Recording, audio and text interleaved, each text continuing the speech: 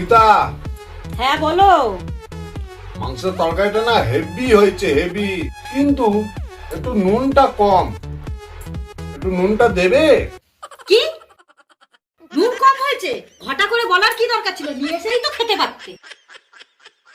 সারাদিন গরমের মধ্যে রান্না করব, এটা কম হচ্ছে ওটা কম হচ্ছে, নিন্দের শেষ নেই, নিন্দে আর নিন্দে। হ্যাঁ, ভাগ্য করে এমন একজনকে বিয়ে করেছি। ওই দেখো, ওনার এক ছেলে, সে কিছুই পায়, খাওয়াবো দাওয়াবো, চান করাবো, স্কুলে পাঠাবো, আবার ওনার গেলানোর ব্যবস্থা করবো করে জুটেছিল। ভগবান, কেন যে তোমার মতন ছেলেকে আমি বিয়ে করেছিলাম ভগবানই জানে। খাও খাও, ভালো করে খাও, যেন আমার মাথাটাই খাচ্ছে। খাবো না আমি। উঠে যাও। উঠে যাবে না কেন? খাবে কেন তুমি? খাচ্ছি।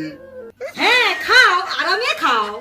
ভালো করে তেল মশলা দিয়ে কষিয়ে কষিয়ে রান্না করেছি, ঝাল দাও, নুন দাও, আবার বলছো গরম মশলা দাও, ভালো করেই করেছি তো, খাও।